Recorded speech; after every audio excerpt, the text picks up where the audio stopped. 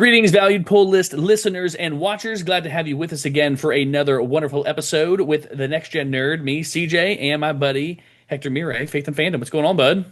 What's up, man? Oh, You know, is that a training katana? it is. It's a training katana somebody left at the Comic-Con I was at, and it was just like abandoned. So I have a training Roman gladius that I was walking around with yesterday.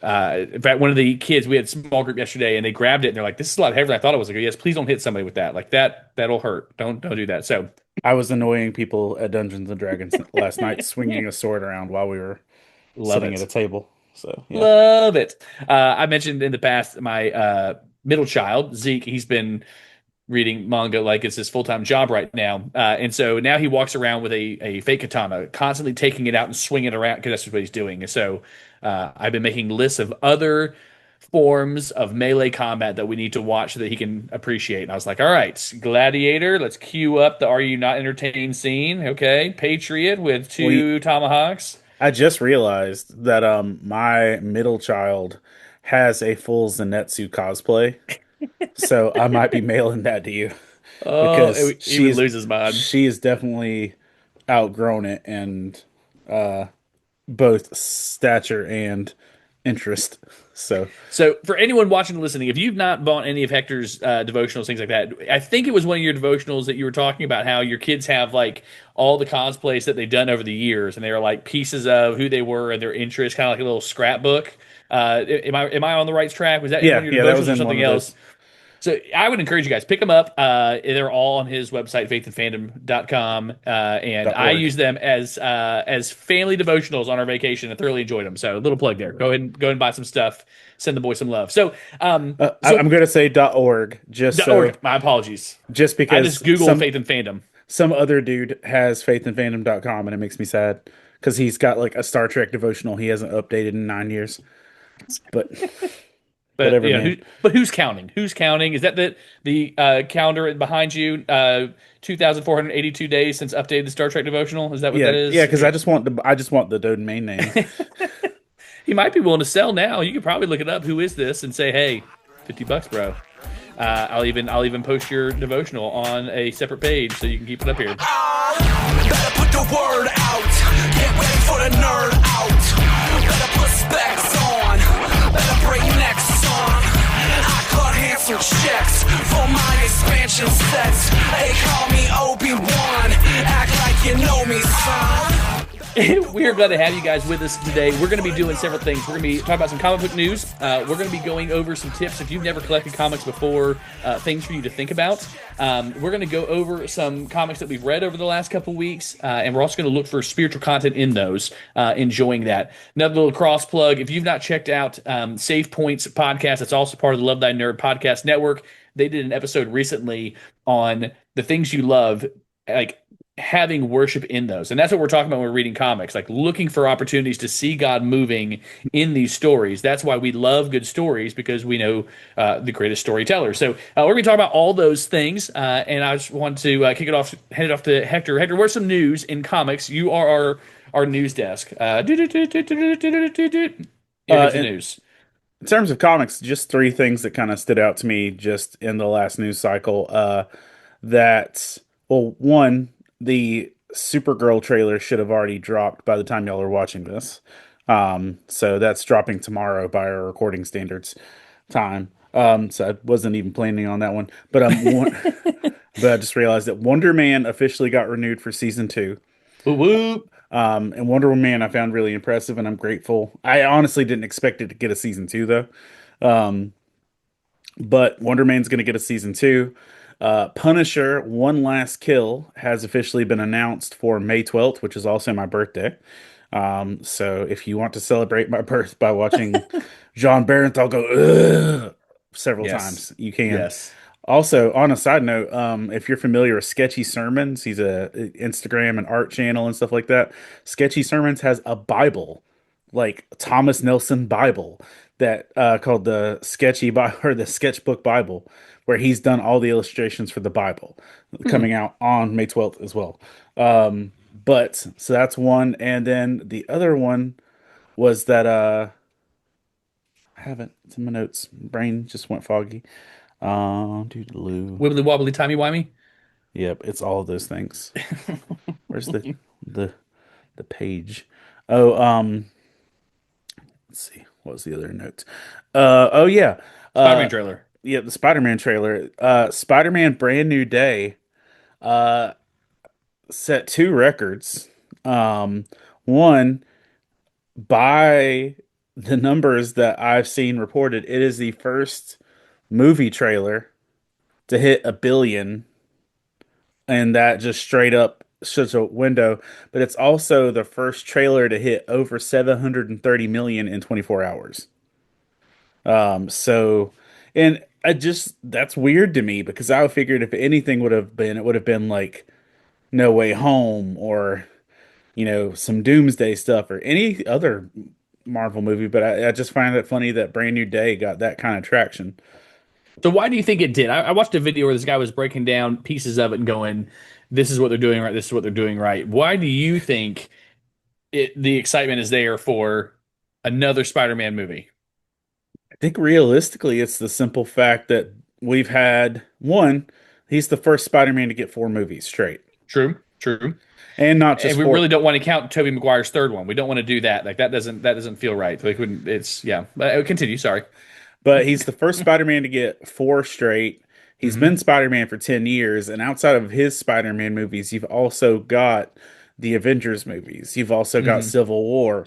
So this dude has been Spider-Man consistently for a lot of people's lifetimes. Like Mm. I've got a 18, 16, and 13-year-old, and they've seen him as Spider-Man for like since like first grade.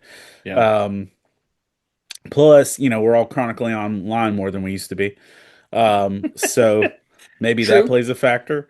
I'm But wondering too, the third movie ended on such a not hopeful note, like such a negative, his life is terrible note. And I wonder if there is a bit of excitement that maybe some things can turn out right for him. You know what I mean? Like, well, I think it also plays a factor that one, we're seeing him out of the Stark tech that he's not dependent hmm on Iron right. Man.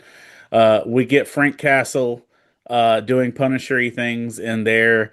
One of the things that I found most impressive is that they introduced three characters and literally put their comic book first time appearance covers into the trailer. Like they recreated those covers, which is a very Spider-Man thing to do. Yes. Um, and it introduced the Hand from Daredevil. So Yep. there's a lot going on, but oh, sorry, I just think good timing and the Yeah. content looks good, so it makes a big difference. Mm. So that's Well, I will see it. I will see it. yeah, but that's the thing. I didn't need a sales pitch. I was going. I think you said that on Friday. You were like, "I'm going to watch it. Why do I need to watch the trailer again? I watched it. It was good. I'm in. There Yeah, are trailers in the past I've watched a million times over because I was just like dying for something. But like realistically, yeah. I'm gonna go watch this. So yeah, Nice, nice. that's all the news I've got. I got you. Well, I was so I am relatively new to collecting comics on a actual concerted effort front. I remember as a kid with no disposable income, I had like 15, like that I was like I collected these 15. Who knows where they are? I'm sure in my grandmother's attic or something. And so I was just thinking about as I'm collecting these things and majoring on the minors at times and wondering, my gosh, how am I supposed to keep track of all these things? And I thought, when one needs wisdom, they just need only ask. And so I thought, let me come to Hector and say, Hector, if somebody's listening and they go, hey, comics are neat, I like comics, but it's so intimidating because I go in and there's this huge wall and I have no idea where to begin. What are some tips? Tips that you would say, hey, these are some things if you want to start comics, like start here, do these kind of things. And B, what are some things that may be, I don't want to say anxiety inducing, but kind of like give you a little paralysis that we don't need to worry about that maybe we worry about sometimes. Does that make sense? Yeah. Are we putting a number on this? How deep are Listen, we I going? said I said three, but if you've got four good ones, or you can only come up with two decent ones, I'm not going to hold you to it, man. Like That's okay. Just checking. Just check around my there. brain. Like three, like checking three boxes, I can do that. Did you give me 14? I'm gonna have to take a break and get a breather. But yeah, that's what I'm thinking. Well, and this is something I've seen you mention with your kid. Um, but I would say start with your local library. Yes. Um, because a comic book shop, if you walk in, is going to be daunting and there's a lot of pressure. And not that you shouldn't go to a comic book shop, but before you dive really deep into trying to find everything at a comic book shop and drain your full financial well-being, I would say pick up some trades, which are the paperback comics at your local library. Go to the and they might be in the teen section, they might be in the comics and graphic novels, but you can pick up just some comics and see, all right, I like the vibe of this one. I like this one not so much. And yes, and comics change every time the writers change, Mm. and the art changes. But once you say, you know what, I like this. Now, most people have a strong inclination to what they like because they've watched TV or movies or stuff like that. So they already have some familiarity with it. But the reality is you can like Batman and there's 14 different Batman books to pick up that you Yeah. might like Batman in one of them, and you might Right. think, "Oh, who is this douche waffle?" In the rest of the books. So you might need to like learn your vibe of who is writing. Like I learned pretty quick in my comic book reading days that Jeff Loeb was somebody that I could trust for stuff 20 years ago.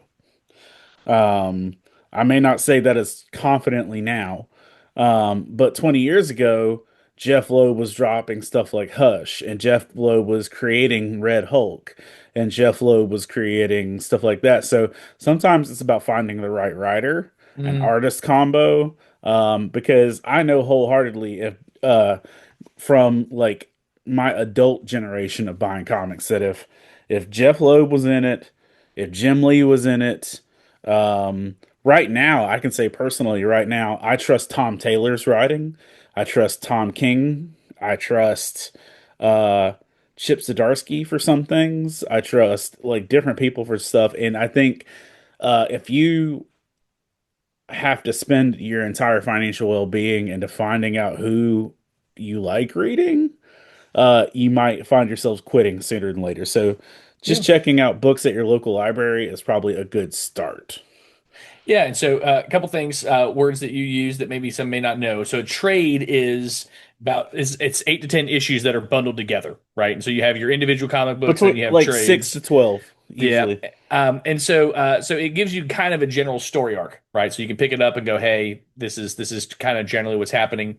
Libraries are also good because even though they may have garbage, usually they don't. Usually they've got things that people want. I'm gonna attempt to grab a book, You so if do I it. You die, do it. If you die, go on without me. we'll call for help. I've got the line of the commissioner ready to go. So so when you so when you're looking at your library, usually those are things that people want to check out, that people have requested, especially if you have like whole series of things like that. Another thing that Hector mentioned, if you have a hero that you enjoy, I think Batman was an excellent choice there to talk about. If you watch Batman movies, every time you have a different Batman, it's a different feel, and so it's the same way with the comics that you just kind of look around.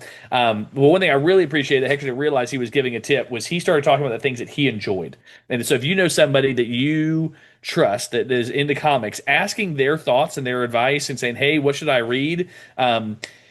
If you know them, like then trust what they're saying. You know what I mean? I think Todd Turner's an excellent guy who, when I was first starting to read comics, and I was like, "Hey, this is what I like," and then he was like, "Here's 47 others that are just like it," you know. And so talk to them, and if they are a close personal friend, they'll probably be willing to lose some comics on you to go ahead and get you in. And so say, "Hey, man, check this out. I've got like so many books out to friends that I'm like, hey, have you read it yet? Because I want it back. Give it back to me. Read it, give it back." So like, ask your friends, check those out. So what do you got in your hand, bud? So I was just gonna say, like this, for instance, is a trade. This Hmm. is a book called Do a Power Bomb. It's paperback. This has the whole 12 issue arc of Do a Power Bomb. You can get a trade if you want to buy one from somewhere between 15 and 20 bucks. Yeah. Yep. And the general same thing. You can also get hardbacks of the same nature. The same stuff that's in here would be in here in various forms. And your local library will have that, and they've also just started doing these condensed editions where they're Yes. putting comic books in the size of manga. Yep. So that's one thing. So I would say start with your library is a good tip. Another thing would be is like check and see. Well, I would say know your budget if you're actually going to buy books.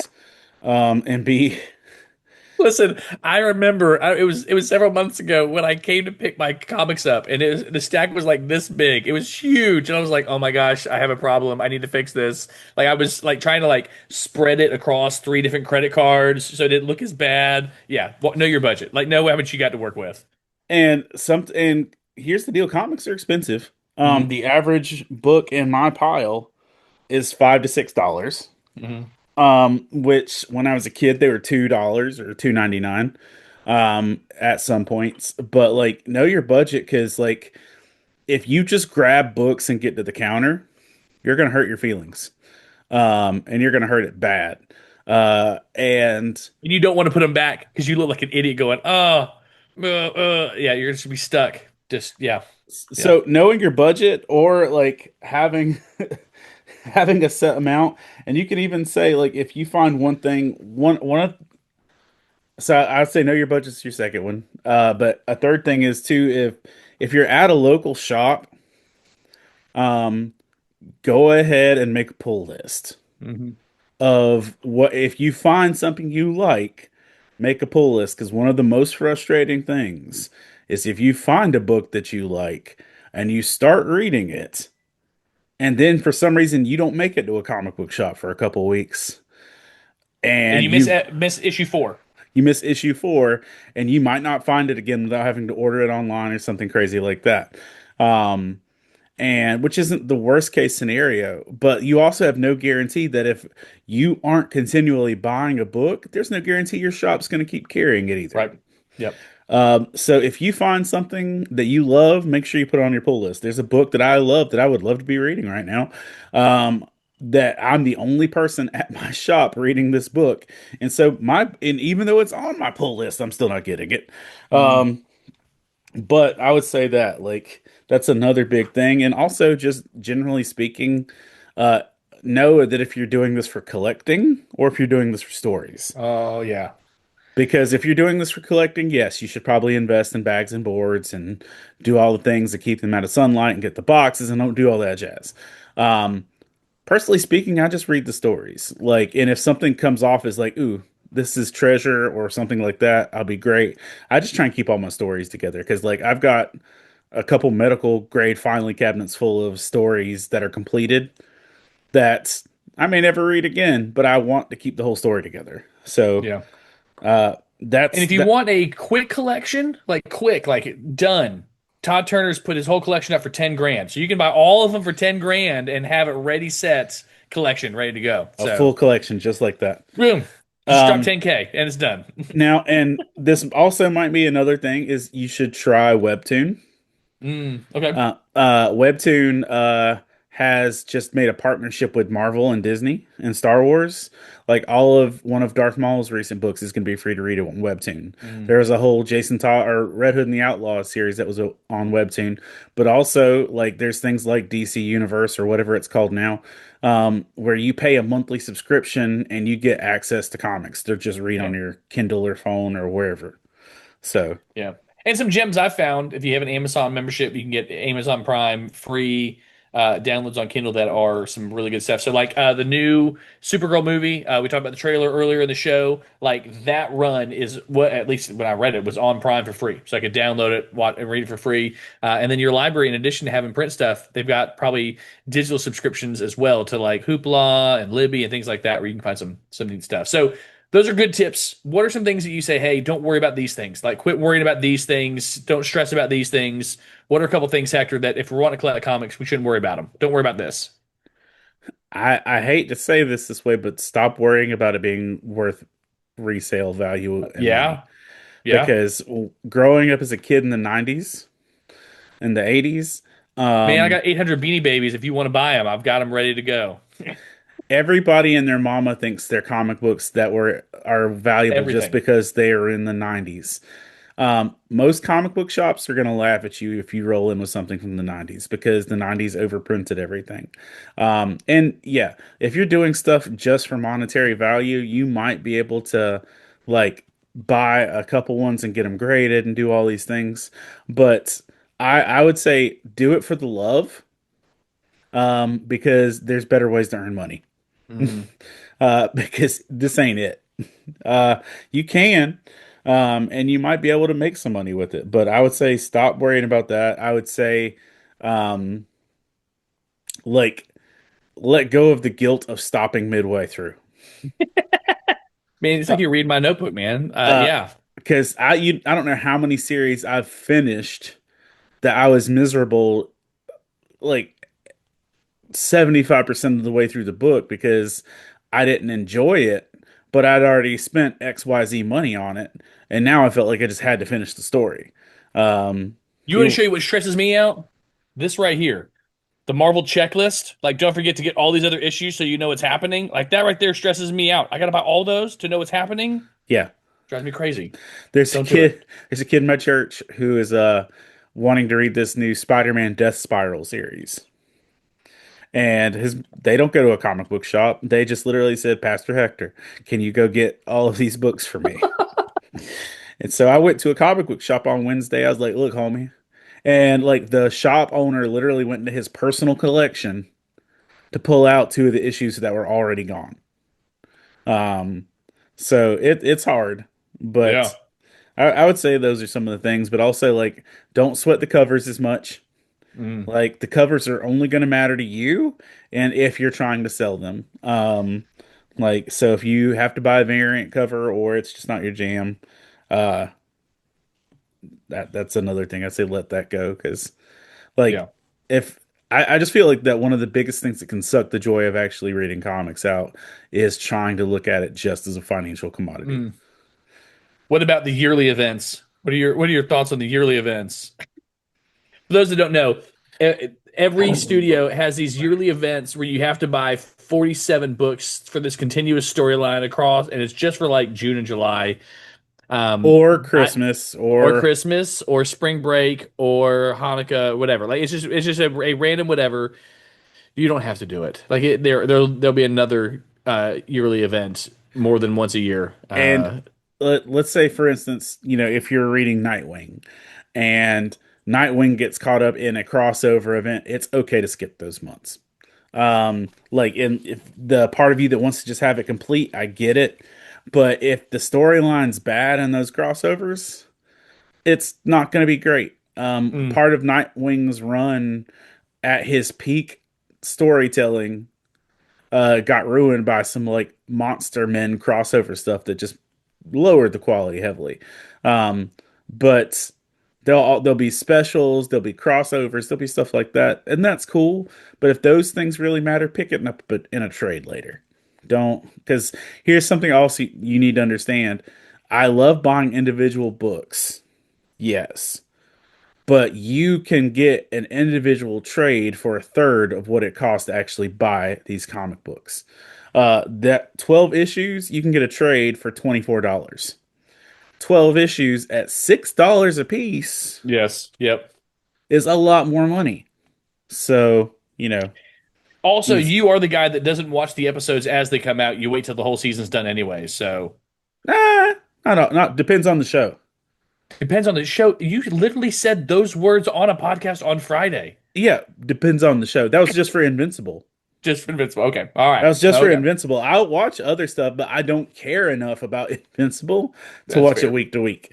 That's fair. Um, there's other stuff I'll definitely watch week to week. But Invincible's like, nah, it'll be there.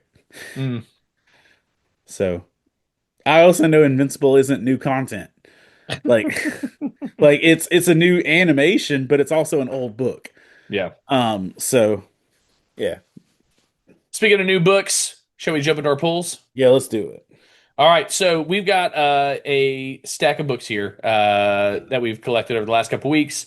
Hector has picked several from his stack. I've picked several from my stack. We're going to talk about why we enjoyed them.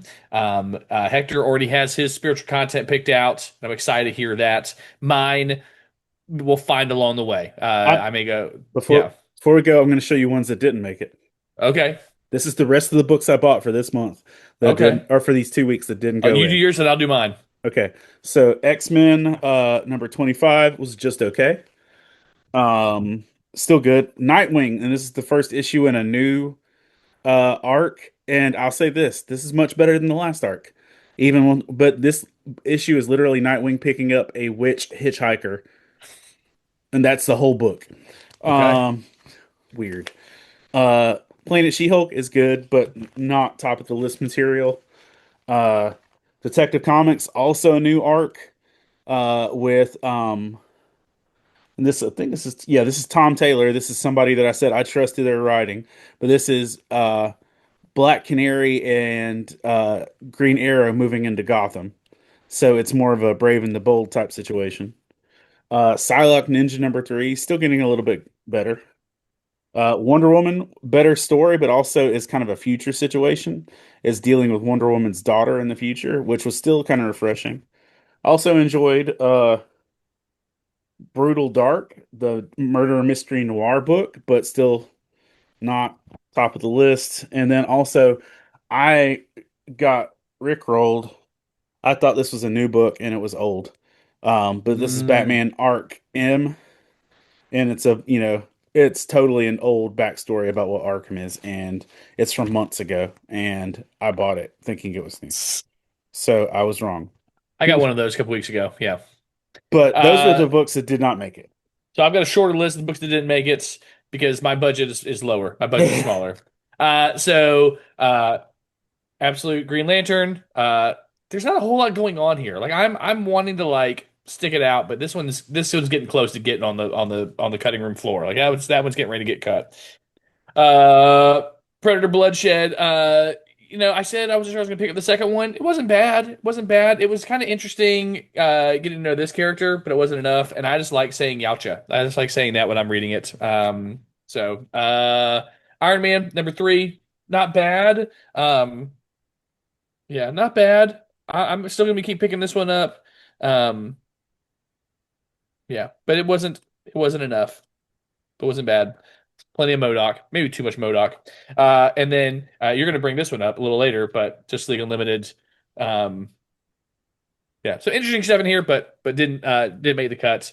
Uh, Um, Absolute Wonder Woman was also in my pile.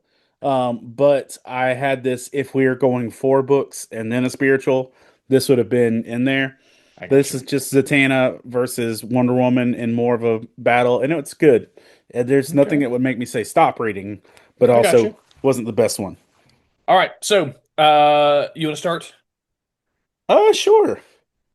Uh, I'm gonna go now. This one is very close to also being um my spiritual one, Okay, but I'm gonna let the other one have it.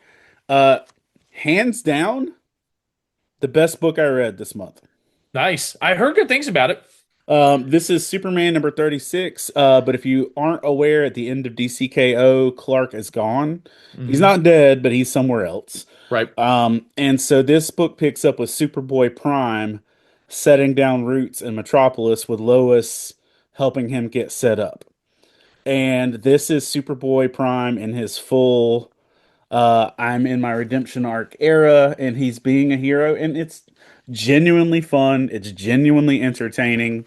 Um, yeah, I enjoyed. I literally this felt like what reading a comic book should feel like. Nice. Um, and one of the first splash pages you see is "I'm not your grandma's Superman, Bastich," Yes, which I saw which is that. not an actual cuss word, Matt. Don't believe me. It's a DC cuss word. I I'm trying to remember what I was reading, and it kept using the word pastiche, and I was like, "Is that a version of pastiche?" It was another. It was also talking about superhero stuff, pastiche, but I don't remember the definition, but But it sounded there, similar. there's like flirty dumb junk of like Zatanna, uh what's the lady from Suicide Squad? That's Zatanna, Katana, Huntress, and Vixen all oogling Superboy Prime while he's doing some like weightlifting, and it's just funny dialogue. Um, but you get the fact that one of the things that makes Superboy Prime interesting is the fact that he grew up reading DC Comics in an alternate world. So he knows everybody's stories and everything. So Lois tells him to get a job, so he gets a job at a comic book shop. And so you get comic book shop humor. Hmm. And because he part of his job audition is how fast can he bag and board, which he's super bland, so pretty darn fast. And they're introducing Manchester Black as the villain for the next arc, which is not anybody I actually know about other than he looks like an undead John Constantine. Um, if you are, if you haven't been reading Superman, this is a good jumping on point. If you like Superboy Prime from Infinite Crisis and any of the other stuff, great quality book, good jumping on place. Like I would say this is probably going to be the most fun you're going to have reading a Superman book in a minute. So, this is still Joshua Williamson killing it, doing a great job. Nice. All right, so my first one is a number one, Marvel number one ensemble team. This is Imperial Guardians. In this book, Peter Quill, Star Lord, is the political leader of the universe, I guess, this section of the universe. And so Gamora has to be this like Black Ops team leader to do all the underhanded stuff, and so they have to be separated. And so Maximus from the Inhumans is kind of like their handler, their Charlie of Charlie's Angels, if you will, and is sending them on different missions. And the reason I got this is because I do like Guardians of the Galaxy. I had picked up their previous run when Groot was the Planet Killer Groot thing, and picked that up and enjoyed that, but hadn't really read any other stuff. And so this was coming out and it looked interesting. And so the ensemble team is so you have Gamora, you've got Amadeus Cho, which that's what I ask about this. You've got Captain Marvel, and then you've got Darkhawk. And so some of these ensemble characters, I'm like, I don't know who these people are. Like I don't know what the story is. So what do you know about Amadeus Cho and Darkhawk? Like I remember Darkhawk from comics from the 90s because he's a very 90s comic book character, Yes. but I don't know a whole lot about him. These two. Oh, and there's also you can't see him on here, but also Cosmic uh, Cosmic Ghost Rider is also in here, Nice. Which is Frank Castle. I learned that like the last cell. I was like, oh, that's Frank Castle. The Punisher is Cosmic Ghost Rider. So tell me about those three: Amadeus Cho, Darkhawk, and Frank Castle as Cosmic Ghost Rider. Darkhawk, I got nothing. Okay, Amadeus Cho was just a scientist, very atom level scientist. He became a Hulk for a while, but he was a cool Hulk. Um, he was like you know, I'm fully conscious, I'm super smart, and I'm trying to flex for the ladies type Hulk. I think he was with the Young Avengers for a while. Y'all can come at me if I'm wrong, but I'm pretty sure that was accurate. Um, and I don't know that I don't know much about Frank Castle's Cosmic Ghost Rider other than the fact I know it happened, but I also know that's not like permanent canon everywhere else.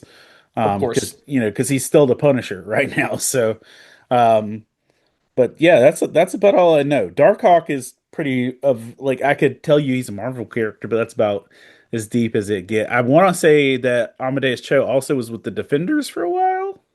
Okay. Um, but I just remember Young Avengers, Defenders around the time of like Civil War, if I'm not mistaken. I remember seeing Cho be part of some of the younger stuff there, but I could be absolutely be wrong. And I've worked 14 hours today, and my brain is Swiss cheese. No, So you're good. So it's given me Blue Beetle vibes. This alien suit that's giving him visions that he doesn't know how to use. That he's a human. He's not supposed to have it. It kind of has some of that feel with Darkhawk.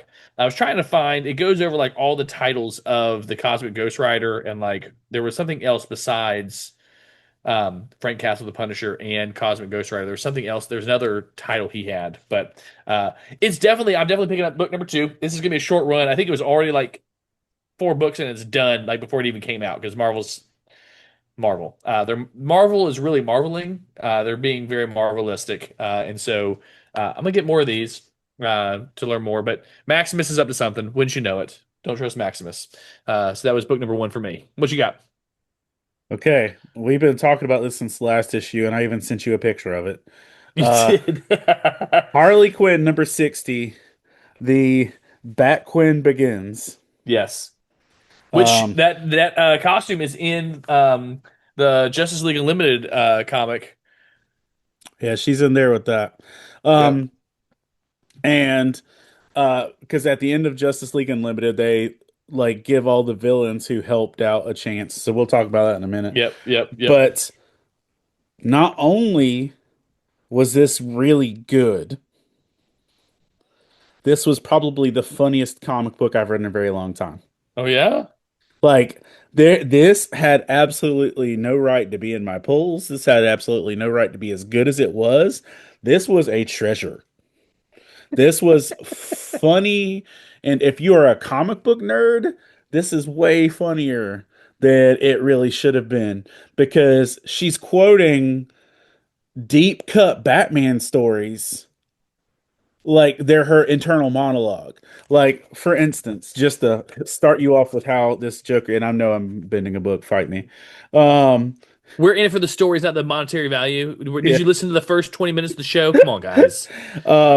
Okay, like you've read enough Batman books to know how his the internal thing is, or if you've read Watchmen or watched Watchmen, like Rorschach's journal, like that whole Yes. thing. Yeah. Yeah. Yeah. Yeah. Okay, brooding loner inner monologue journal.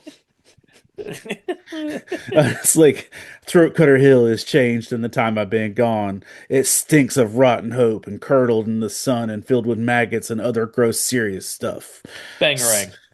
Yeah. Some might say it's always smelled pretty bad. To them, I'd say, shut up. It's just like the whole thing is like deep cut, super specific references. Like that she's making like she jumps down on some bad guys and she's like, "Don't expect a witty battle cry. I'm a grim, silent sentinel of justice." I mean, it's just, and it reads like Deadpool, Yeah. but better Yeah. in a lot of ways. I hit scum hard and fast. Soft and slow seems like a pointless way to hit someone. I mean, it's just that stuff. Um, and it's just funny and it's her running around her old neighborhood in a Batman get up and her people think she's an idiot and but like she's got some very very specific references that if you read it you're going to say, "Oh, that's from this Batman book. That's from Mm, that one." mm. Um and like and it was just funny like watching the different references in there. Uh like and so there's like if you've read The Dark Knight Returns, um like there's several moments in The Dark Knight Returns where like this would be a good death. Like she takes a tumble off of a building, she's like, this would be a really stupid death. Or there's a different Batman books where it's like the rain on my chest is like a baptism. There's like that's an actual Batman quote. She says, I wish it was raining so that the rain on my chest could be a baptism, but it's not raining. I could say the sun on my chest is baptism, but that's not what how baptisms work, is it? I wouldn't know I'm Jewish." And it was just it's fun. Yes. This was delightful. I Nice. don't know that I would keep reading these like on forever, but this whole shtick totally worked. So But it's getting an issue two from you though, huh? yeah, I'll probably grab another one. As long as they're still rolling with that stuff, but this is a very cut and dry moment. I don't know that where else that this would fit and it be not annoying. This Mm. works because it's where it's at. Yeah, Otherwise, it could just be really annoying. But I there you got go. you. Nice. All right, book number two is Geiger number 22. Two to two, two to two, two. So Geiger, for those that have not paid attention to any of my previous ones, 'cause I keep pulling Geiger because I like Geiger. Geiger is a superhero in a post-apocalyptic wasteland who had to protect his family by closing the doors to a nuclear shelter as bombs were getting ready to drop. And he was trapped outside, bathed in that radiation, and became the glowing man. So whenever he pulls boron rods out of his back, he can just blast people with radiation, gamma radiation, and you learn early on in the story that his family didn't survive. That even though he had them in the shelter, that they didn't survive. I don't remember if there was a leak or what happened, but they end up dying. And so he just wanders the wasteland being angry. He's just mad because he was not able to be with his family when they were dying. He lives now eternally without them. And so in this issue, he comes across this town full of children who another. Um, Glowing person has like taught them how to defend themselves. And what's really sweet about this issue is he realizes that these children, their their childhood was taken away from them, right? Child was taken away from him, and he finds all these books. And there's a scene where one of his traveling companions hears these noises, these like really loud whatevers, and it was him telling these stories. So here's the panel. Here's Geiger reading these stories to these children, being a dad, enjoying that. And you see him just animated, loving being with these kids, being that dad, having that feeling. It's this very sweet moment. And the Northerner, the guy he's with, is basically trying to say, like, you could stay here with them. Like, you don't have to keep continuing. Like, you could stay here with them and be their dad. And he's like, no, we need to continue on.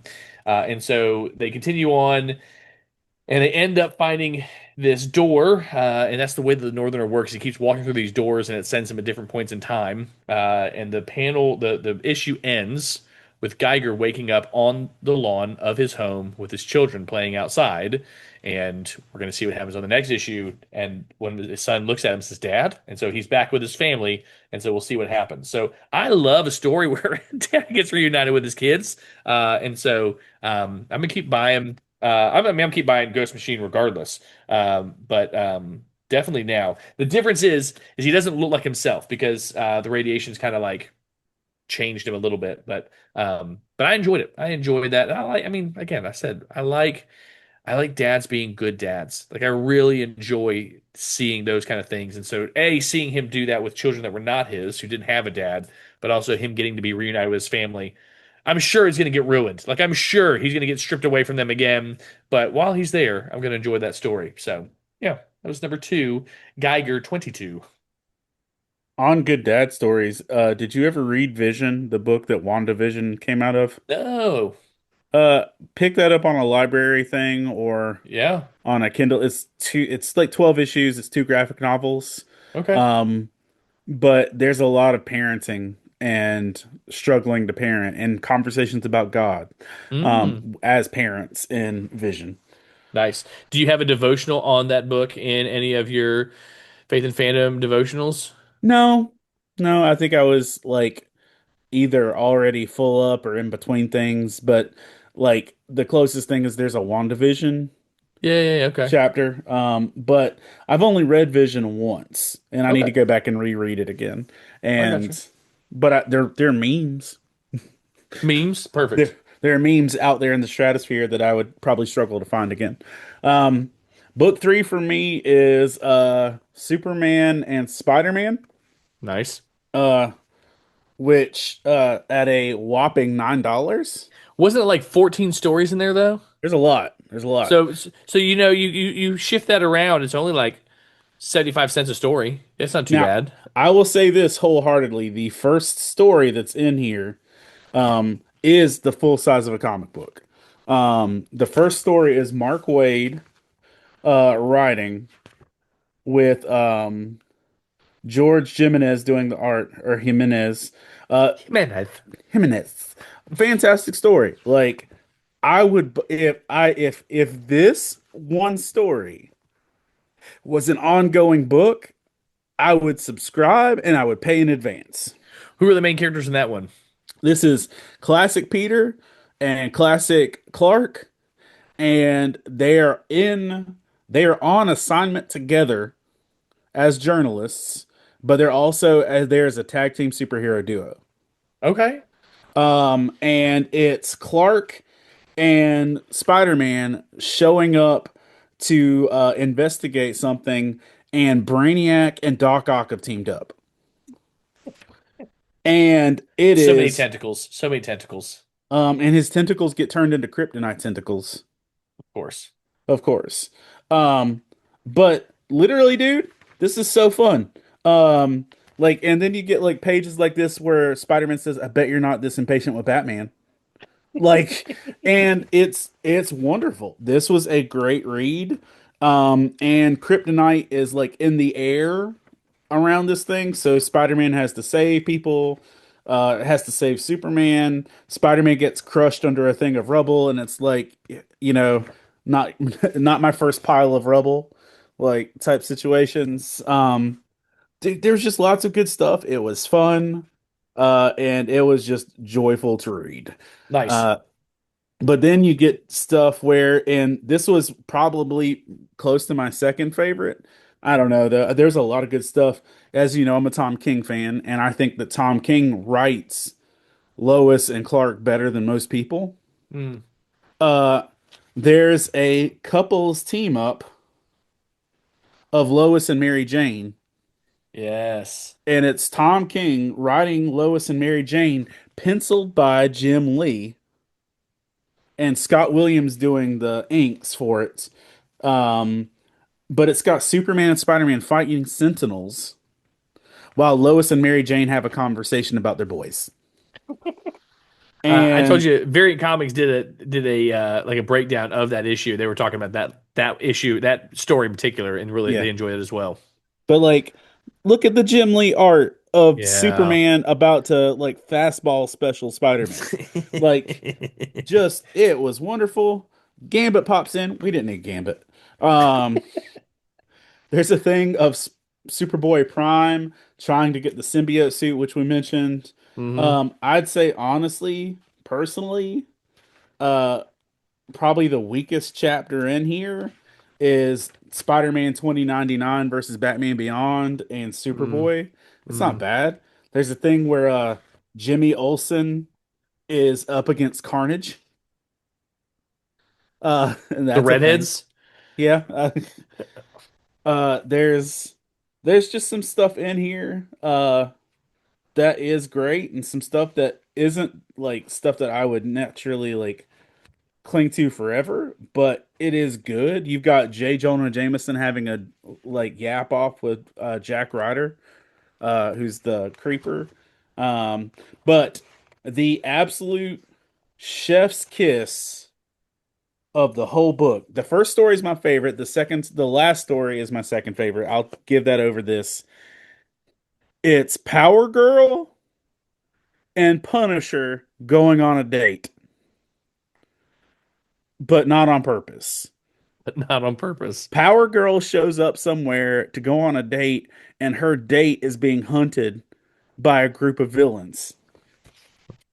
And Punisher shows up to like save this person's life, and Power Girl just starts manhandling the bad guys and everything else. And she ends up starting flirting with Frank, and you see Punisher smile, an awkward smile, and it's terrifying.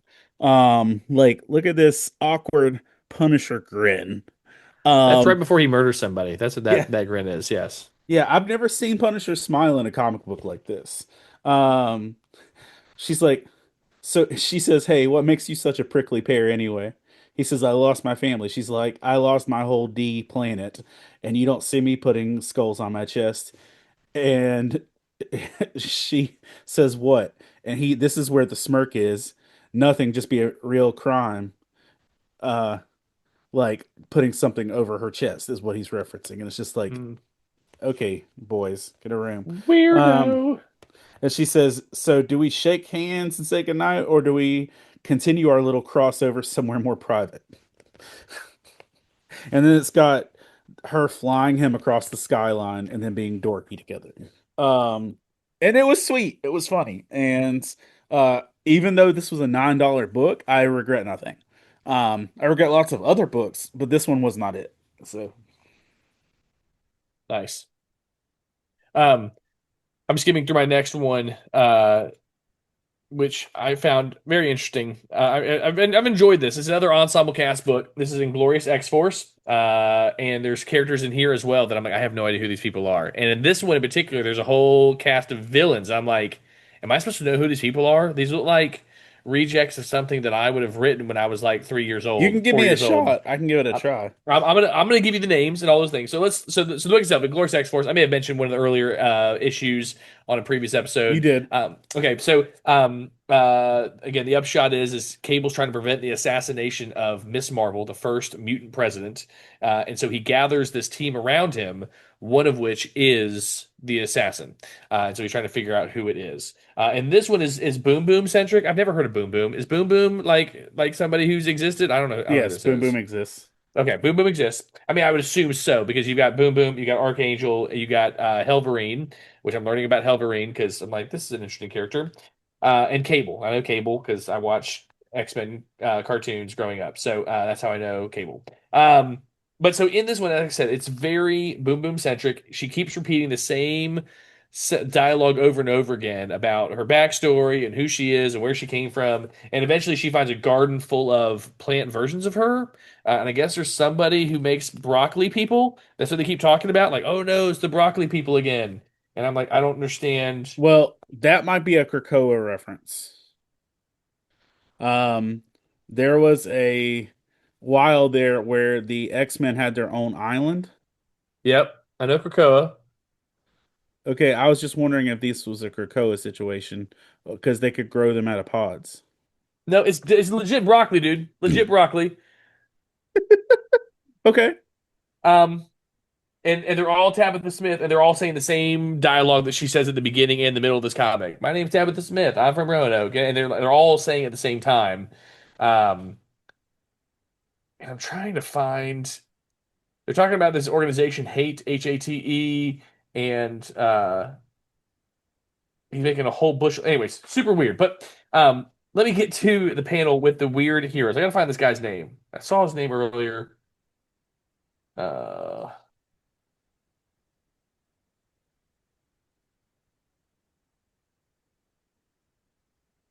where is it? It doesn't matter. Here's the bad guys. So here's the whole crew of knockoff crazy bad guys. Fancy Dan. Yes, we've got the penultimate Fancy Dan. We've got G.I. Insing, like I said, G.I. Joe, G.I. Insing. We've got Mechabara instead of Capybara. It's a mech version of him. Lactosimus Skim, don't know.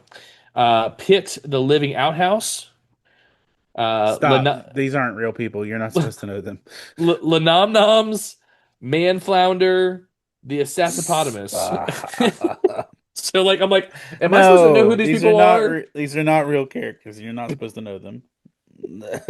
There's a couple that I wouldn't mind buying an issue or two of to figure out No, like what is happening here. But I mean, they sound fun. I would probably read them. They sound they're like they'd the be but they but Batquin they, villains. but here's the deal. This is where they get you. It's got one of those boxes. You know those boxes where they say reference this comic so you know what we're talking about. Yeah, what's And it say? it says the unusual weapons of mass destruction. Okay, they might be a real book. That's what I'm saying. Like what is happening here? I don't know what these things are. So yeah. So then they go and fight the guy that made them, and his mother's there, and she has superpowers. I don't know. I've got to figure out who this guy is. Dirk something. I got nothing, bro. Anyways, it's super weird. The book's super weird. It's interesting enough. The great thing is this. This is what I want to highlight. This is what I want to highlight real quick. And then I promise I'm done with this one. What's great about this is I know that this is a short run comic because there was only three suspects in each of the last issues. They've marked a suspect off, right? And so like there's progression. Like I know what's happening. Like I know where we're going next. And so I do appreciate that. Like we're making like because there's sometimes where I'll pick up a comic and it'll be four issues and nothing has happened. Nothing has happened. We're just It's like Michael Scott with his sentence. Like he doesn't know where it's going to end up. He hopes he finds it along the way. But this one is at least making progress, and we are checking names off. Like, nope, it's not them. Nope, it's not them. So I can definitely get behind that. And now I've got to do research into the unusual weapons of mass destruction so I can learn more about the living outhouse. That's what I need to figure out. Living outhouse. Mechabara also looks really interesting. The Assassinopotamus, not as much. The Assassin Hippopotamus, nope. I don't think Um, capybaras actually existed until about 2 years ago, and I think they're a Mandela effect animal, that they weren't real because nobody can tell me anything about a capybara before 2021. so I remember So, seeing a giant rat on my fifth grade, like a giant rodent-looking thing in the Washington D.C. Zoo when I did my patrols trip, and I think it was a capybara. Like it looks kind of like that, but again, it's in my head, so maybe it's not real. with the Maybe weapons it's of not. mass destruction. Yes. Yeah, it is definitely this is definitely a weird book, but it's a fun weird. But his mom, this guy Dirk, and I know his name somewhere. Um, yeah, I know it's somewhere, but his mom it says like terrible things to him the whole time. Like go eat cat turds. Like that's what his mom says to him, go eat cat turds. But yeah, but it's progressing, so I'll keep getting this at least for another couple issues. Progressing Who into knows? what though? So they're trying to figure out who assassinated Miss I, Marble. yeah, buddy. Oh, you lost And me at the now outhouse. nope. It's gonna be so good. You're gonna hear. I'm gonna tell you the payoff, and you'll be like, "Wow, that's amazing! I That was can't totally believe worth the whole it was investment. totally worth it." Listen, you know that this ain't gonna last more than 8 issues. It ain't gonna last more than 8 issues. I can drop money on 8 issues of this to figure out kind of what happens. I'm okay with that. Oh, okay. Yeah. Now the fun part. I have one issue left, and I have to use it for my spiritual content, and I'm not sure how I'm going to do it. So we'll see. We want you to share You your don't have to spiritual content. shoehorn it if you don't No, no, have no. it. Oh, that's what pastors do. We shoot like it's like yes, I can totally make a sir. Yeah, I'm actually changing gears, and I'm going to have a sermon illustration on the living outhouse. That's what we're going to do. That's Good that's night, what I everybody. call that's what I call the old lady who thinks that the soundboard's turned up too loud. She's the living outhouse. That's what that is. No, all right, sorry. Like a Uh, John Christ special. yes, definitely. Yes, definitely. All right, All save right. us. So, Justice League Unlimited 17, this is one you passed on. And honestly, this would have been, as terms of enjoying the read, this was Yeah, below Absolute Wonder Woman 16. yeah. This would have been closer to the bottom of my pulls of things that I enjoyed.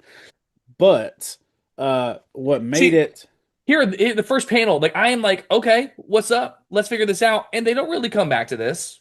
not until Starro, the Lex end of Luthor, it. and even then, it's just like, like it doesn't like actually talk about why Lex Luthor, Giganta, and Starro are working together. Like it doesn't go over that. I mean, it gives you the intro on the last page of it. It doesn't count.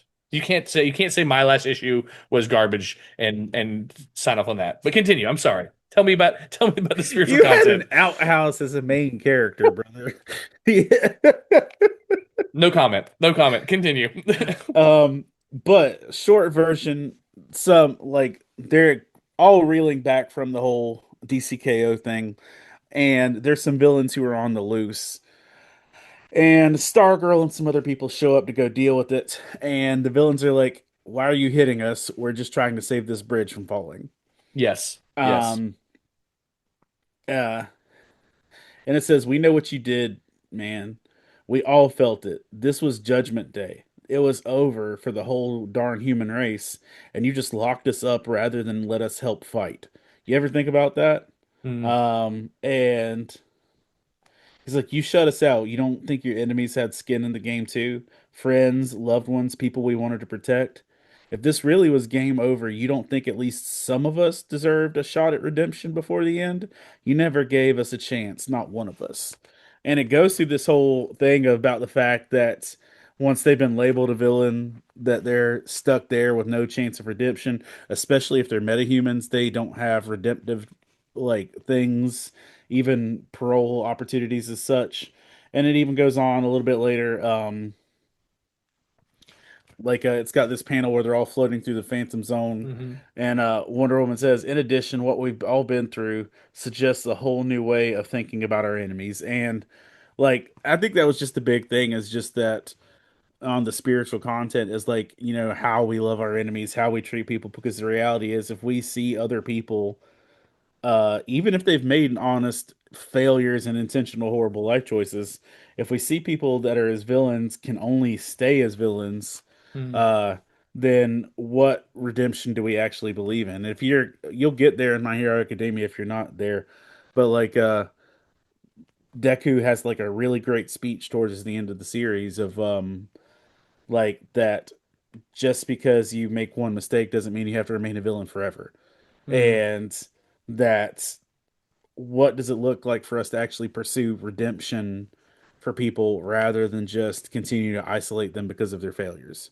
And I Mm. think that was a solid spiritual nod in this one. I felt like that there's a lot of those same themes piled up in the Superman Superboy issue, but like they actually spelled it out and labeled it pretty well here in this one. So that's why that Uh, would mix my spiritual content. No, I think part two. So this panel here, Batman is struggling with the idea of forgiving, and I think it's really important to see that when he struggles, he takes Wonder Woman and he takes Shazam, and he says, "Wonder Woman, you have the wisdom of Athena, and Shazam, you have the wisdom of Solomon."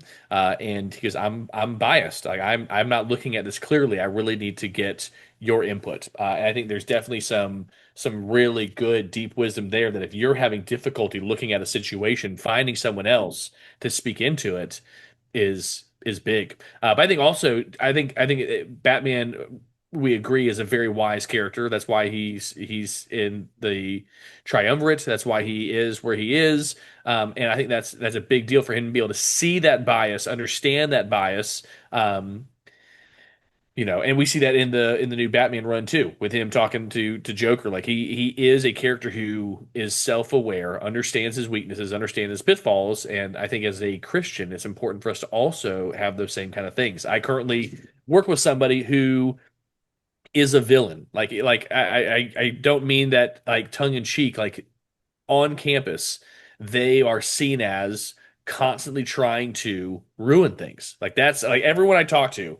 And the hardest thing is this person is a man of God. This person is someone who leads a church. And I am constantly realizing that I am biased there, and I'm trying to seek wisdom and pray and go, Lord, show me like who this person really is. Like help me see like them for who they really are, because I believe that uh, the devil would love to take two pastors in the same school and have them be at odds.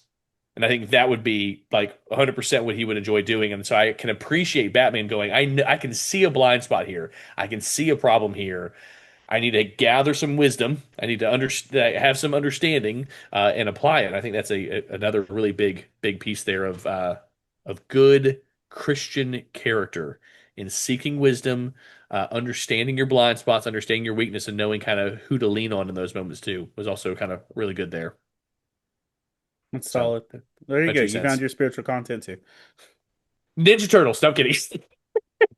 Uh, I just want to mention in Ninja Turtles. I've been talking about this book as well a bunch, and what I thought was interesting was um,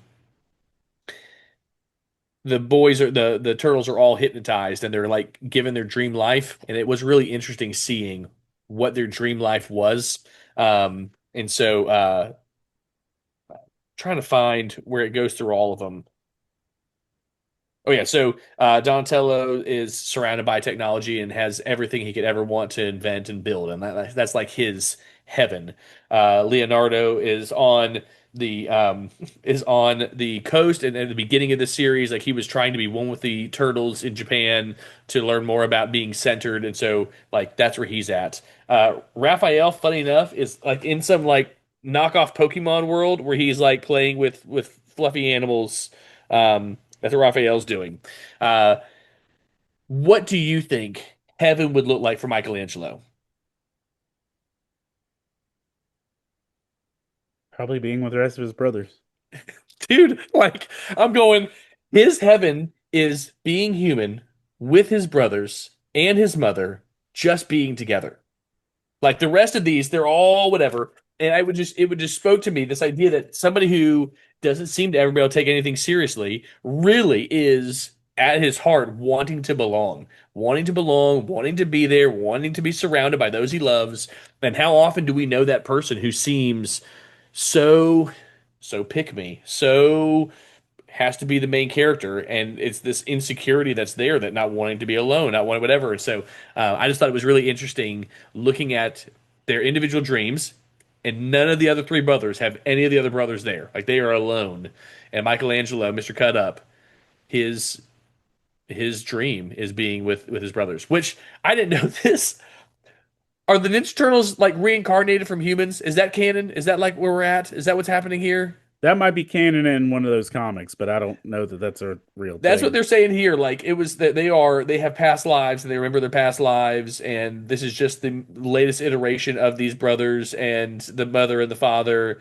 And it happened. I'm like, didn't know that. I just thought they were turtles that lived in the sewers. That's not OG canon for sure. So I thought that was interesting. So yeah, so there we go. My spiritual content. It's kind of loosely spiritual content, but I think you nailed it with the Batman wisdom thing. We should have just landed the plane there. listen, I had my fourth one. It was in this. Now this section of my desk is clear, and they've all moved over here, and they go from here to the box. Like it's part of my system. I had to do it. I had to do it. I had to do I it. feel you. Yeah, so those are our issues. Those are all of our issues. Both metaphysical, relational, spiritual, ecumenical, all those things. Those are our issues. Nice. Yeah. Well, guys, thank you for taking the time to join us on episode 124 of the Pull List Podcast. Remember, you can find us on the Glue Network, GLU, on Roku. You can find us on YouTube channel. You can also find lots of other podcasts on the Love Thy Nerd Podcast Network. You can find lots of great content there all around.